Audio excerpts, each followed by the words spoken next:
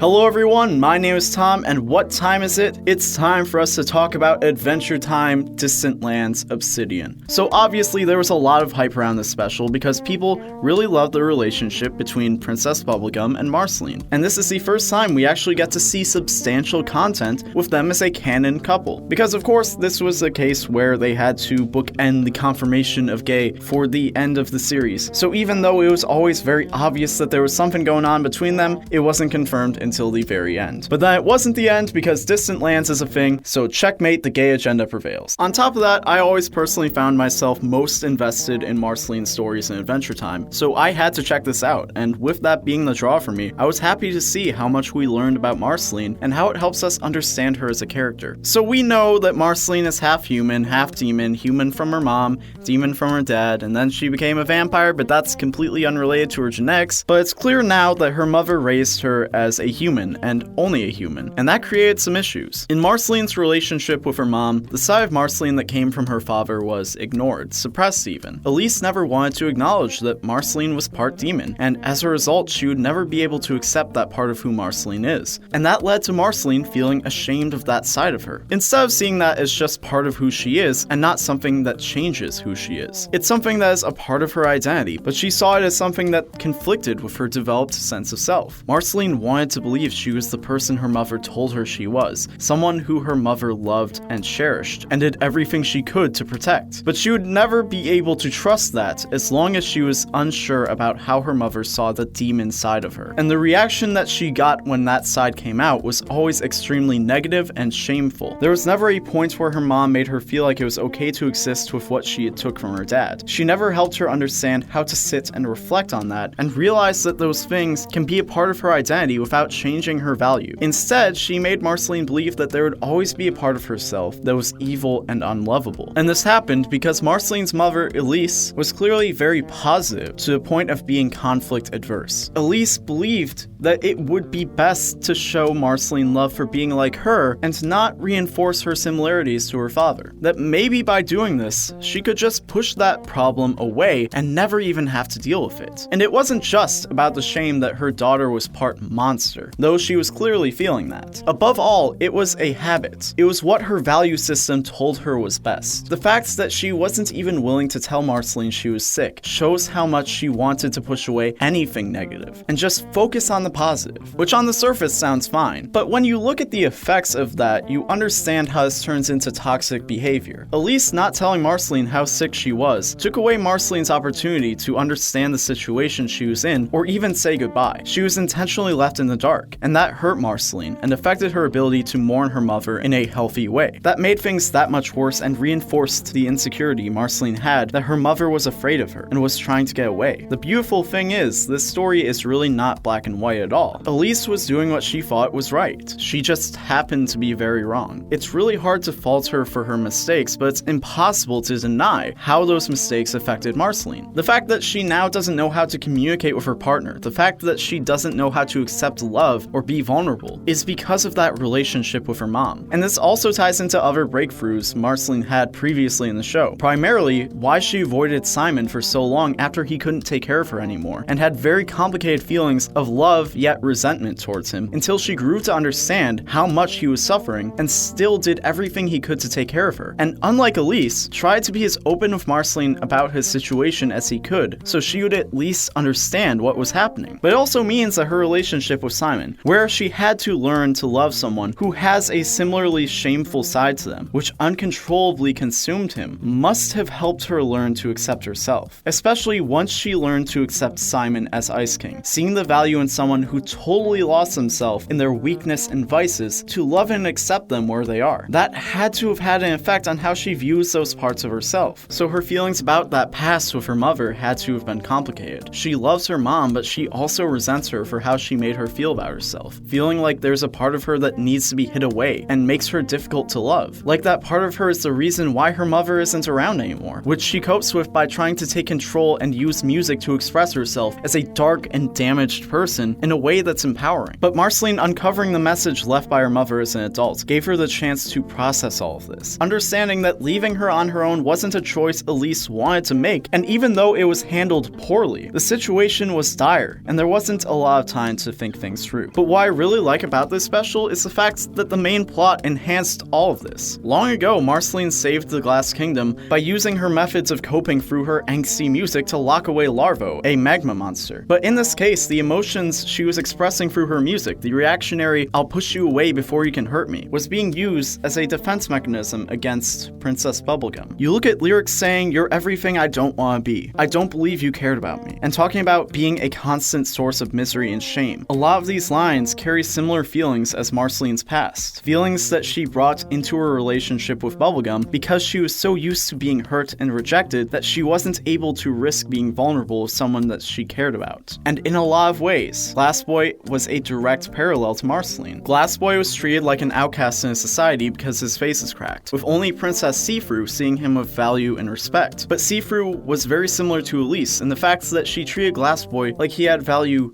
despite his crack, like she had to look past his flaws in order to accept him. Her acceptance of him was treated like a charity rather than true acceptance. In addition, her patience for him was pretty short, and she was quick to push him away, leaving him feeling a similar feeling to Marceline, the feeling that the world didn't want him, and the one person who did only wanted him if he was willing to go above and beyond to overcome his flaws. So he ran to Marceline because she introduced him to the idea of using punk rock as a way to cope with these feelings. And when Marceline looks at Glass Boy doing this, she laughs because she realizes that he is just like her. And it's funny to her how she spent all that time thinking she was this monster and had such an attitude because of that, because now here's this innocent little kid doing the exact same thing. And that gave Marceline an opportunity to step outside of who she was and see herself in the third person. She too was just an innocent kid acting angsty and angry to feel some ownership over how she was treated. It made her realize that she wasn't a monster. She was just scared and misunderstood, which not only helps her accept herself and the soft center that she opens up to Bubblegum about, but it gives her the insight to help Glass Boy realize his own values, cracks and all. And in the end, the fact that most of the people in Glass Kingdom were cracked, and even Larvo was cracked, tells us that it turns out that most people have their problems, and the more open we are about that, the easier it'll be for us to deal with those problems and accept one another as we are. Which is a really sweet message that might be kinda on the nose, but that's also just Adventure Time style sometimes. I more so just appreciate how they managed to take all these different threads between Marceline's past, her present, and the situation in Glass Kingdom, and make them all come together in a way that makes sense. If nothing else, it's just very satisfying. But let us know what you think in the comments down below, or you can find me at TommyPQM on Twitter, Instagram, and Twitch, or you can find the Roundtable at Roundtable Vids on Facebook, Twitter, and Instagram. If you like this video, be sure to give it a like and share with your friends. If you haven't already, please subscribe to the Roundtable and hit the bell to never miss a video. As always, my name is Tom, thank you so much for watching, and I hope you have an awesome day. See ya!